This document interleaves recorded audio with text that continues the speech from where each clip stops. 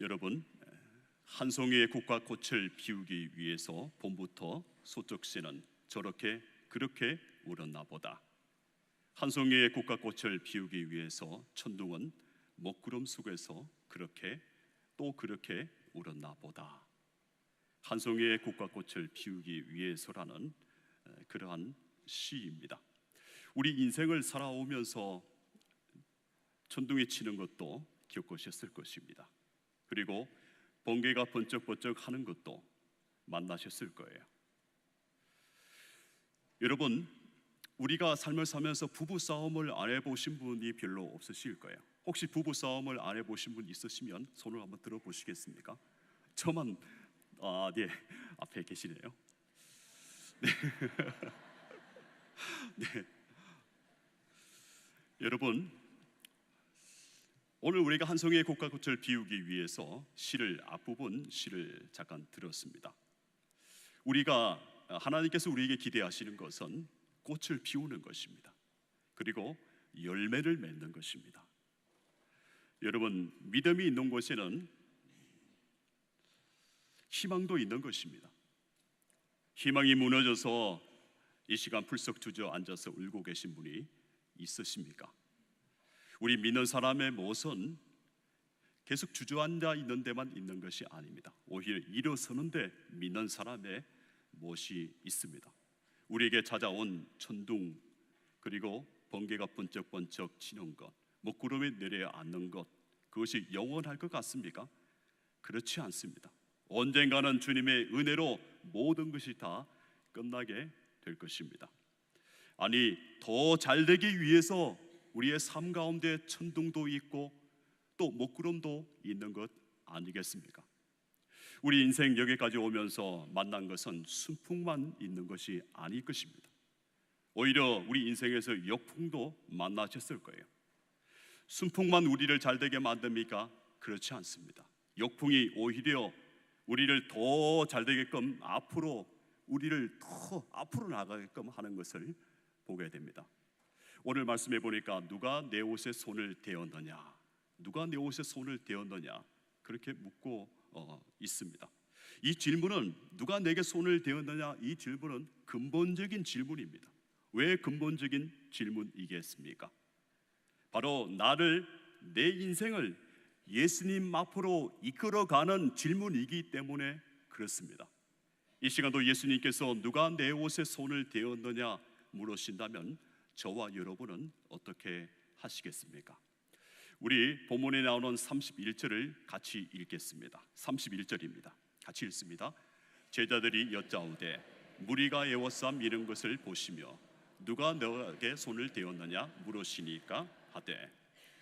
여러분, 여기 본문에 보니까 제자들이 예수님의 말씀을 더 잘 요약한 것을 봅니다.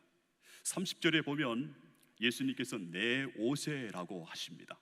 그런데 제자들은 내 옷에를 대신 누가 내게 손을 대었느냐 하면서 내게라고 그렇게 잘 요약을 하고 있습니다. 예수님이 이렇게 물으신 것은 누가 옷에 손을 대었는지 몰라서 물으시는 것이 아닙니다. 오늘 본문 중에 나오는 12의 혈루병 걸린 이 여인은 삼중고를 겪었습니다. 곧 육체적으로, 경제적으로, 사회적으로 시달리는 인생을 12년 동안 겪은 것입니다. 이 시대에서 그 시대, 여인이 살았던 시대에 이런 치료법도 있었습니다. 어떤 사이비 의사들은 마늘에 포도주를 부어서 먹이기까지 했다고 그럽니다. 또 그럴 뿐만 아니라 환자를 깜짝 놀라게 하면서 혈루에서 일어서라, 그렇게 큰 소리로 하면서 외치게끔 그렇게 했다고도 합니다.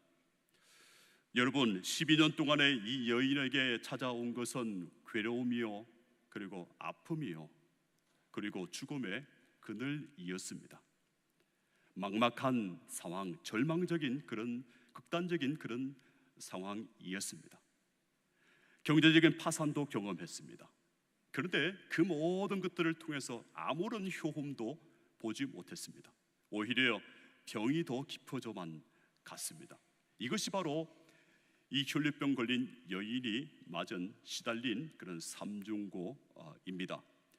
12년 동안의 세월, 왜 12년이라고 쓰여 있을까요? 다른 많은 것도 있겠지만 이 12년이라는 것을 통해서 우리는 여인이 얼마나 그 삶 가운데 12년 동안 그의 인생에서 얼마나 그렇게 고통을 당한지를 우리는 읽어볼 수가 있습니다.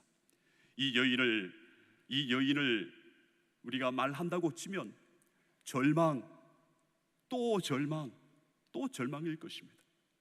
또 말을 한다고 그러면 눈물, 슬픔, 그리고 한숨, 이것으로 이 여인의 삶을 설명할 수 있겠습니다. 여러분, 이 여인의 삶은 땅끝에서의 삶이었습니다. 여러분, 땅끝에서의 삶, 눈물 없이는 들을 수 없는 그런 삶이 땅끝에서의 삶이 아니겠습니까? 땅끝에 서 보신 분이 계십니까? 혹은 이 자리에 오신 분 중에서 땅끝까지 몰려서 오신 분도 계십니까? 아니면 육체적으로, 경제적으로, 사회적으로 삼중고를 겪으시면서 시달리면서 땅끝에 한숨을 가지고 눈물을 가지고 슬픔을 가지고 말할 수 없는 아픔을 가지고 이 자리에 오신 분도 계십니까? 여러분, 우리가 한 가지 기억해야 할 것은 땅끝이 우리의 마지막이 아니라는 것입니다. 오히려 땅끝에서 해가 떠오른다. 땅끝에서 태양이 떠오른다. 우리 주님이 주시는 태양이 떠오른다는 것을 우리가 잊지 말아야 하겠습니다. 여러분, 십자가가 마지막입니까? 십자가가 예수님의 마지막이었습니까? 그렇지 않습니다. 십자가 후에 부활, 십자가 후에 부활이 있었습니다. 그렇다면 여러분, 우리가 예수 그리스도 안에서 희망과 소망을 가질 수 있는 것 아니겠습니까? 그렇습니다. 예수님께 나아가면 살 길이 열립니다. 혈류병 걸린 여인이 잘한 것이 무엇입니까? 맞습니다. 예수님께 나아간 것입니다. 어떤 때 예수님께 나아갔습니까? 피를 철철 흘리는 그 상황 가운데서도, 그 힘들고 어려운 가운데 절망이 있는 그곳에서도 예수님께 나아갔습니다. 오늘 본문에 보니까 수많은 사람들이 예수님께 손을 대었습니다. 그런데 예수님은 이상하게도 그 수많은 사람들이 예수님의 옷가를 잡았지만은 이상하게도 예수님은 누가 내게 손을 대었느냐 하시면서 누가 내게를 묻고 계십니다. 그렇습니다. 예수님께 손을 댄 사람은 오직 그 한 사람뿐이었습니다.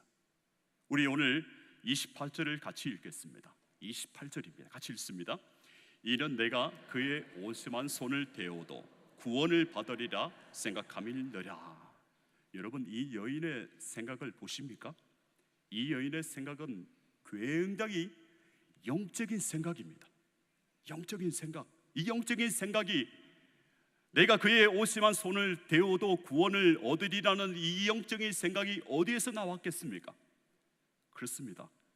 숱한 세월을 통해서, 고통의 세월을 통해서, 12년간의 겪은 고통을 통해서 예수님을 만났을 때 생기는 그런 고백 아니겠습니까? 예수님을 만나고자 할 때 생기는 생각, 그것이 바로 내가 그의 옷에만 손을 대어도 구원을 얻으리라, 바로 그 생각입니다. 사도행전 16장에 보면 간수의 이야기가 나오고 있습니다. 간수가 칼을 들어서 자기 목을 찌르려고 했을 때에 바울과 실라가 이렇게 이야기하며 우리가 여기 있다. 그러니까 이 간수가 들어가서 무릎을 꿇고서 선생들이여, 내가 어떻게 하여야 구원을 얻으리이까? 선생들이여, 내가 어떻게 하여야 구원을 얻으리이까? 그렇게 묻고 있습니다. 이 질문 역시 죽음을 경험한, 죽음 앞에 서 있었던, 죽음을 통과한 사람의 근본적인 질문입니다. 내가 어떻게 하여야 구원을 얻으리이까? 하고 있습니다. 그에 대한 대답은 무엇이겠습니까? 주 예수를 믿으라. 그리하면 너와 내 집이 구원을 얻으리라 하신 바로 그것입니다. 여러분, 그러므로 저와 여러분은 예수님 이야기를 많이 듣고 예수님 이야기를 많이 읽어야 하겠습니다. 예수님 이야기를 많이 듣게 되면 죽음의 문이 닫힙니다. 죽음의 그늘이 물러갑니다. 어둠이 물러갑니다. 대신 우리에게 생명의 길, 살 길이 열리게 됩니다. 근데 여러분, 이 여인이 예수님께 나아가다가 잡히면 죽습니다. 율법을 어겼기 때문입니다. 피를 흘리는 사람은 부정하기 때문에 다른 사람 앞에 나아가서 다른 사람의 옷가를 대거나 그렇게 할 수가 없습니다. 이 여인은 그러나 그런 위경 가운데에서도 예수님께 나아가서 예수님을 붙잡았습니다. 여러분, 저도 우리 교회에 오기 전에 바로 그런 상황이었습니다. 제가 처갓집에 2년간을 살았는데요, 정말로 힘들었습니다. 혹시 장인 장모님이 저를 힘들게 만드신 것은 아닙니다. 제 마음이 그렇다는 거죠. 혹시 여기서 계신 분들 중에서 처갓집에 들어가서 사신 분도 계실 거고, 또 여러 가지 어려움 때문에 처갓집에 들어가서 살아가셨던 그런 분도 계실 거예요. 그 많은 힘든 가운데서 또 하나님께서 그때의 일을 하시는 것을 봤습니다. 제가 방언으로 하루에 3시간, 5시간씩 계속해서 2달간을 기도했었습니다. 2달간 기도하는데 하나님께서 길을 열어주셔서 제가 여기까지 오게 된 것입니다. 근데 하나님께서 인도하시는 것은 꼭 그때에 인도하십니다.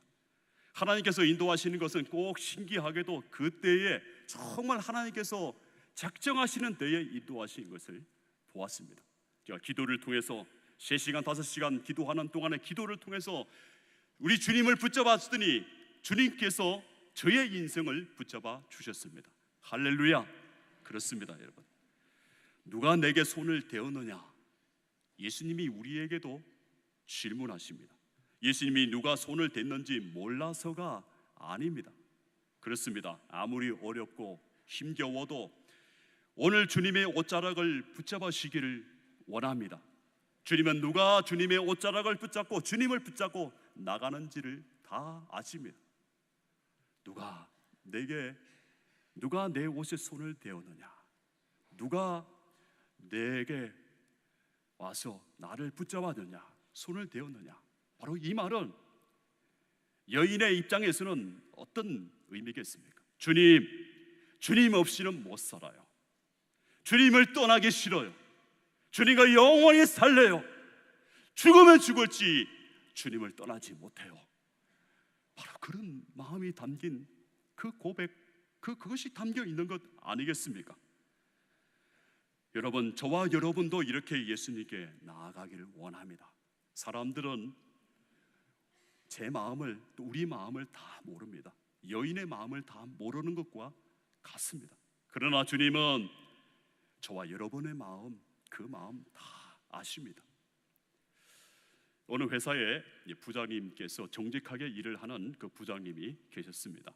그 부장님 위에 이사분이 계시는데요, 이 부장님이 이사분에게 그 기한을 올리고 또 계획을 올려서 그렇게 되면 이 이사님은 자기 이름으로, 부장 이름으로 하는 것이 아니라 자기 이름으로 다 고쳐서 회사에 내고 칭찬을 받았습니다. 또 본인이 잘못한 것은 그 부장에게 뒤집어 씌우기도 했었습니다. 그렇지만 이 부장님은 예수님을 믿는 사람이기 때문에 참고 또 참았습니다. 그런데 어느 날 이 이사님이 이 부장님을 사무실로 부르셨습니다. 회사가 어려워지고 있으니 먼저 좀 나가줘야 되겠다, 그렇게 이야기하는 것이 아니겠습니까? 회사를 위해서, 이사를 위해서 그렇게 충성을 했는데 돌아온 것은 별 설명 없이 바로 나가라는 것. 너무나 황당했고 이 마음속에 분노까지 솟아올랐습니다. 다 참았는데, 다 참고 잘 되도록 해줬는데 그런 마음이, 너무 억울한 마음이 들었습니다. 그래서 이사님의 책상 위에 있는 그 잿더리가 보였습니다.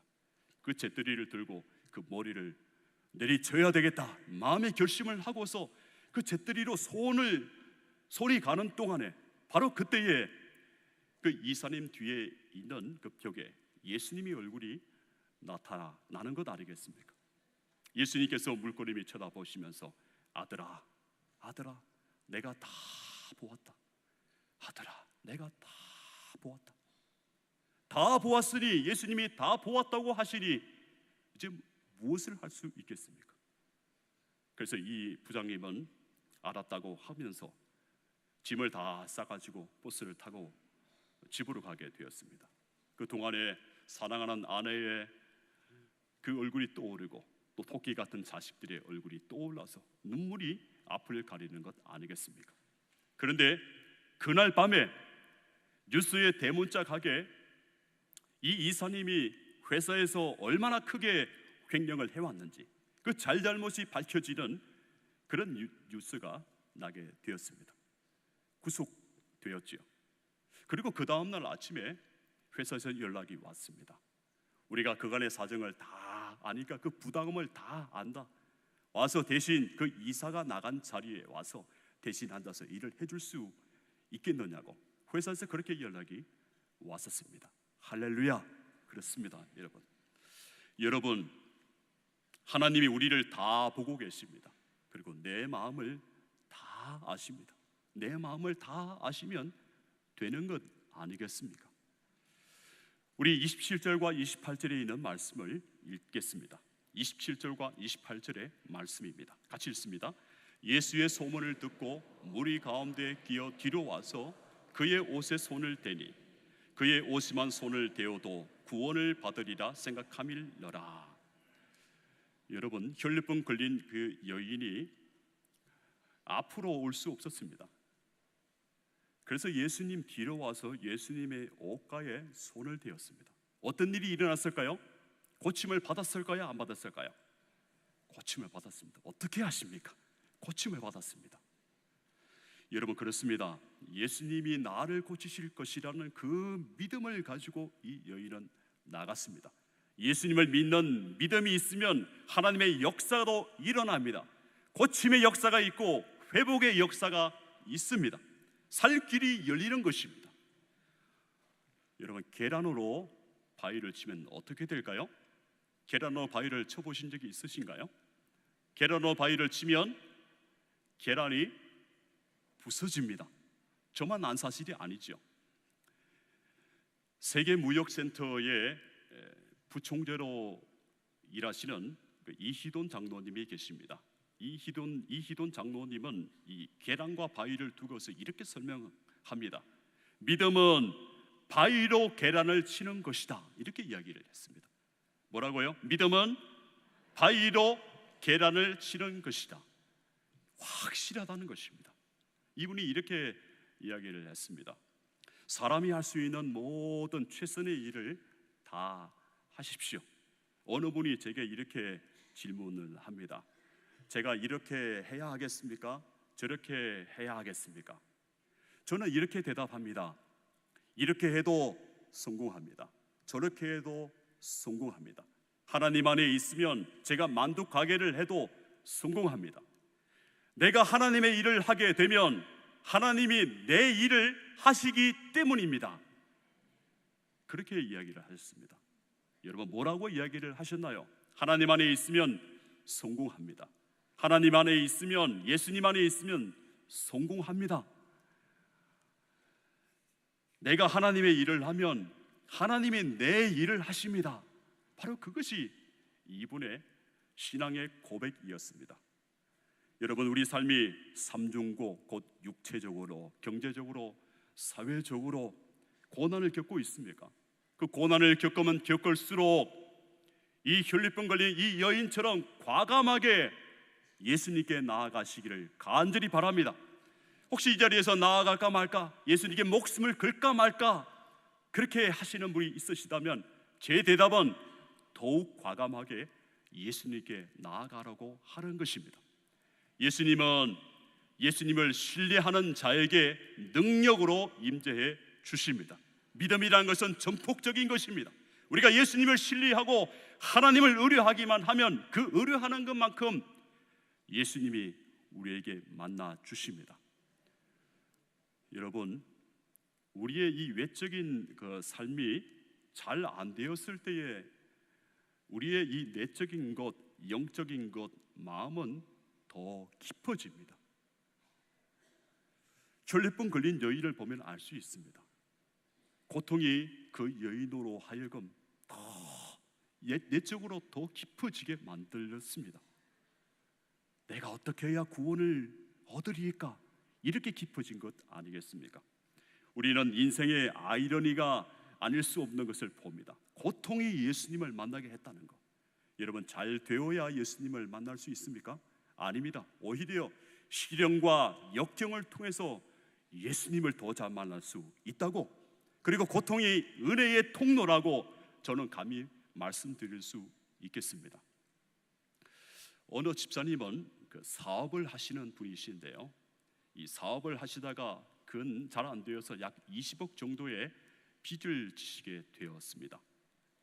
근데 그 부인 그 집사님께서 안 믿으셨지만 부인 집사님께서 남편에게 우리 교회에 한번 나가 볼까요? 이렇게 말씀을 했다고 그럽니다. 너무너무 힘드니까 이 집사님도 교회에 나가보자고 동의를 해서 교회에 나오시게 되었습니다. 교회에 나오시면서 예수님을 영접하시면서 그리고 봉사 생활을 하시면서 그 집사님이 말씀하신 것이 있는데요, 목사님, 교회에 나와서 예수님을 위해서 봉사 생활을 하니까 그때의 사업이 잘 풀리게 되었습니다. 그분이 그렇게 이야기하시는 것을 제가 들어보았습니다. 그러시면서 이분이 제게 이야기를 해주시는데요, 목사님, 사람은 정말로 어려워야 하나님 앞에 나올 수 있습니다. 어렵지 않다면 예수님을 찾지 않습니다. 어렵기 때문에, 고통 때문에 제가 예수님께 나왔습니다. 그렇게 고백을 하시는 것 아니겠습니까? 여러분, 사람이 구석에 몰려야 예수님을 믿게 된다는 그런 말씀입니다. 잘 되면 하나님을 의지하겠습니까? 아닙니다. 너무나 잘 돼 보십시오. 하나님을 의지하겠습니까? 하나님을 의지하지 못합니다. 잘 안 되어서 이 집사님은 교회에 나오셨고 예수님을 만나셨습니다. 예수님을 만나서 잘 되셨습니다. 그리고 예수님을 만나서 예수님을 구세주로 영접하시게 되었습니다. 여러분, 어려워도 가난해도 위기가 와도 우리는 하나님만 믿는 믿음이었던 것 아니겠습니까? 구세주를 믿는 믿음 아니었습니까? 잘 된 것이 위기입니까? 아픈 것이 위기입니까? 아닙니다. 우리의 믿음이 무너지는 것이 위기입니다. 경제적으로 안 되어서 힘들어서 그것이 위기입니까? 아닙니다. 그것도 위기가 아닙니다. 오히려 우리의 믿음의 기반, 영적인 기반이 무너져 내리고 있는 그것이 정말로 우리의 영적인 위기입니다. 옛날 같이 우리의 마음이 뜨겁습니까? 저와 여러분 마음 가운데 불이 붙어 있습니까?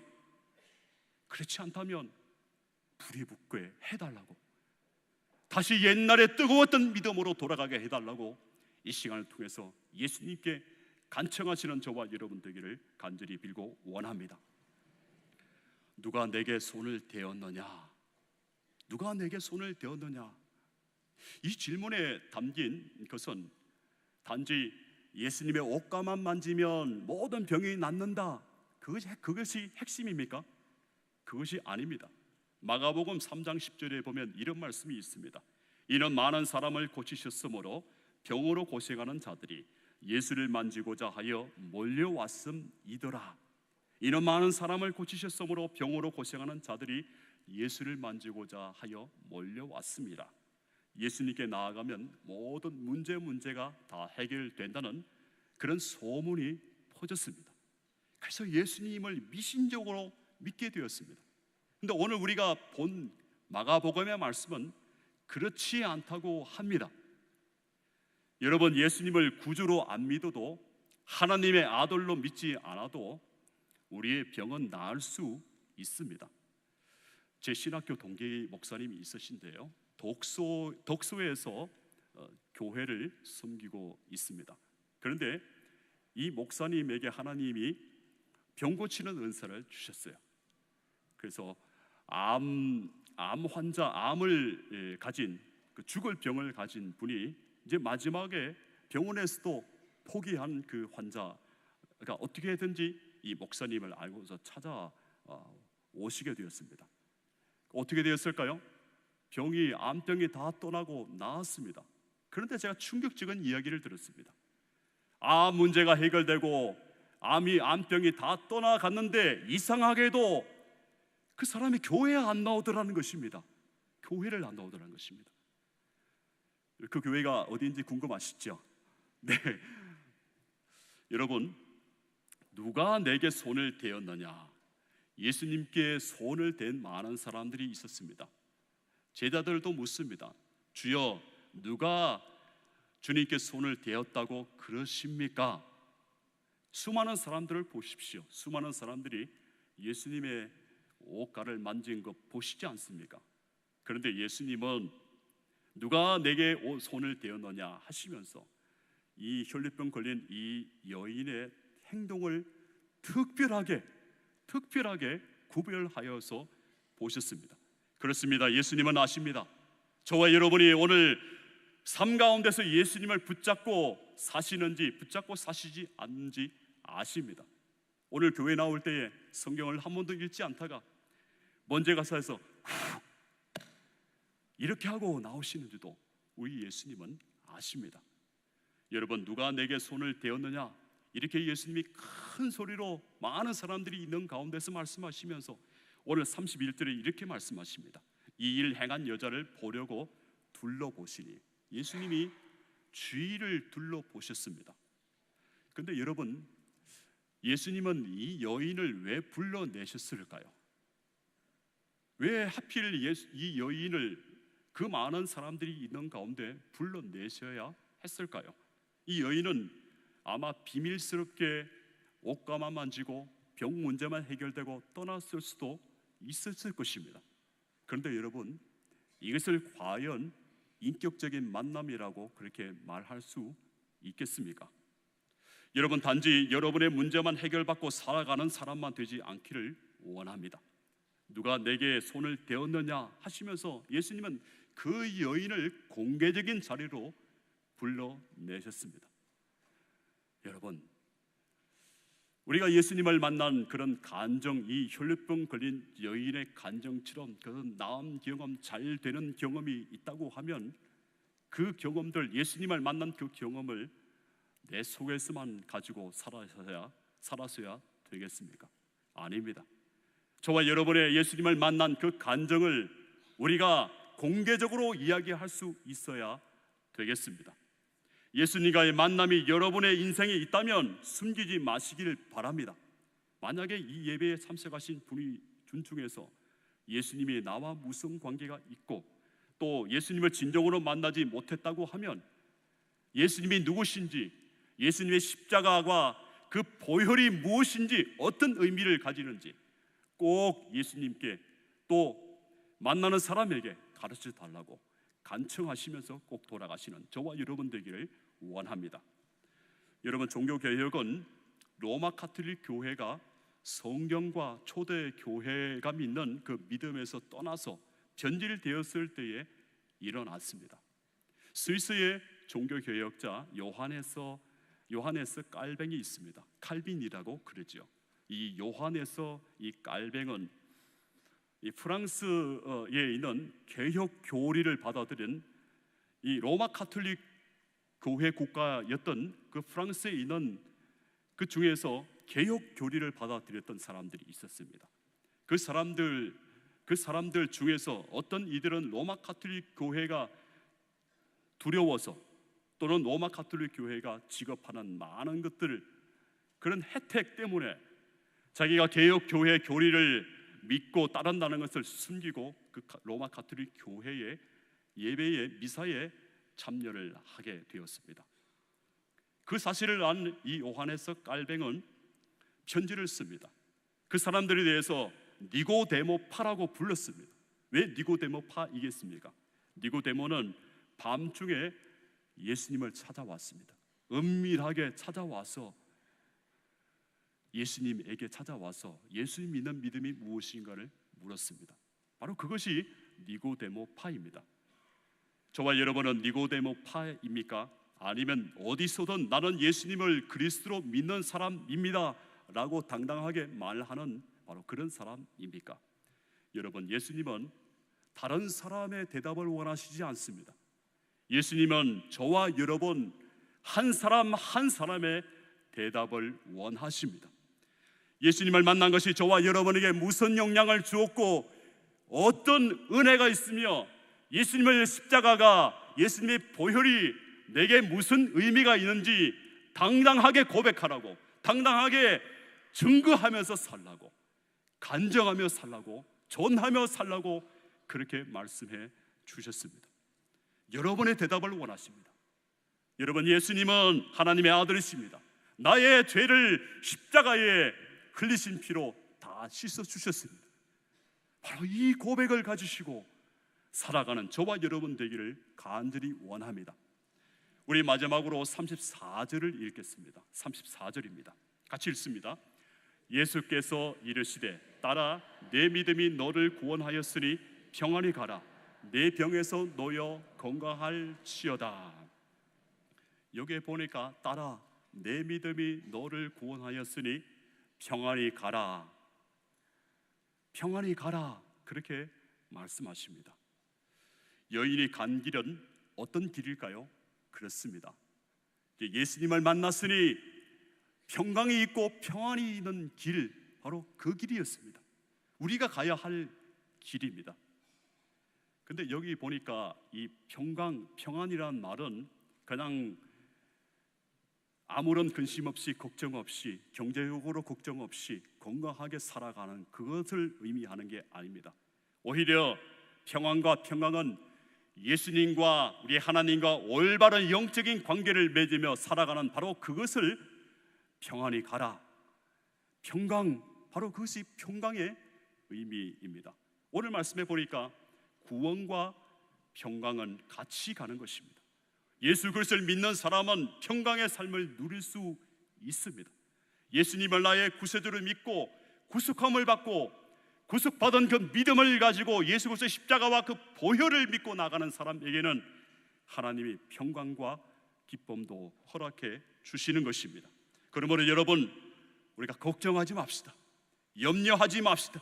하나님이 끝까지 우리가 영원토록 동행하실 것을 믿습니다.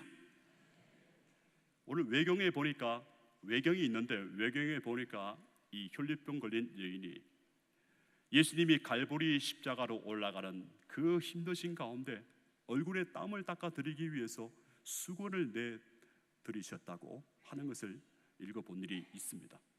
예수님께 내어드려서 수건을 닦은 그 얼굴에는 예수님 얼굴이 그려졌다고 합니다. 이제 제가 말씀을 맺겠습니다. 여러분, 지금 호랑이를 만나서 죽을 것 같이 힘드십니까? 그렇다면 예수님께 나오시기를 바랍니다. 예수님께 나오셔서 그 예수님의 터치를 받으십시오. 영적인 터치, 내면해 주시는 터치, 사랑의 터치를 받으시기를 간절히 바랍니다. 이 여인은 고통 중에도 예수님께 나와서 예수님의 사랑의 터치, 평강의 터치, 회복의 터치, 치유의 터치를 받고 살아가게 되었습니다. 이 여인에게 예수님이 따라 그렇게 말씀해 주셨습니다. 따라, 내 사랑하는 딸아, 내 사랑하는 아들아, 내 사랑하는 딸아. 여러분, 그렇습니다. 우리는 하나님의 아들이요 하나님의 딸, 하나님의 자녀입니다.